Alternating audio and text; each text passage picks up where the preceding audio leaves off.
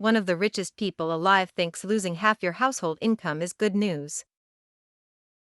Jeff Bezos, Amazon founder and the world's fourth-richest man, sat down with CNBC on May 20 and delivered a message to dual-income families across America.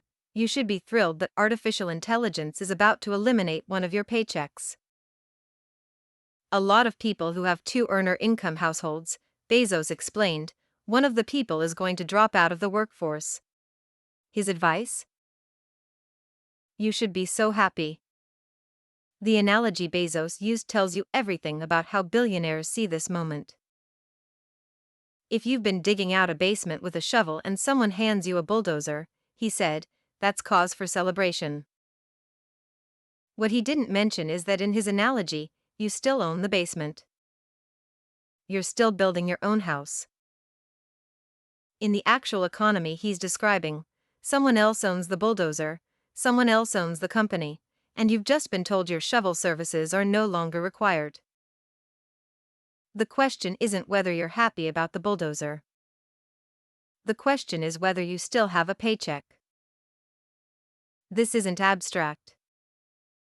Standard Chartered, one of the world's major banks, announced 3 days before Bezos' interview that it would eliminate more than 7,000 jobs over the next 4 years.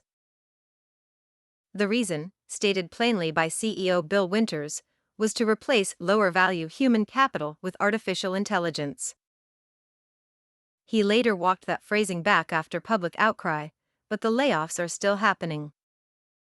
The bank isn't cutting these positions because the work disappeared. It's cutting them because AI can now do the work cheaper. That's 7,000 families who will find out exactly what Bezos means when he says someone in their household gets to drop out of the workforce. The numbers behind this are staggering when you zoom out. Goldman Sachs estimated that AI eliminated between 5,000 and 10,000 net jobs every month in the United States last year. That's not total automation, it's the net loss after accounting for new jobs created. A survey by Challenger, Gray and Christmas found that 7% of all U.S. layoffs announced in January were directly linked to AI adoption. 71% of Americans, according to a Reuters and Ipsos poll, now fear that artificial intelligence will cause permanent job displacement. These aren't workers panicking over science fiction. They're watching it happen in real time. Bezos' comments didn't arrive in a vacuum. In the same interview, he proposed that the bottom 50% of American earners should pay zero federal income tax, a tax burden that currently sits at about 3% of total revenue. On the surface, that sounds generous. But consider the mechanism he's describing. If AI productivity gains are about to cut millions of workers out of the economy entirely, the bottom half of earners won't be paying much tax anyway because they won't be earning much income. Proposing to zero out their taxes isn't charity.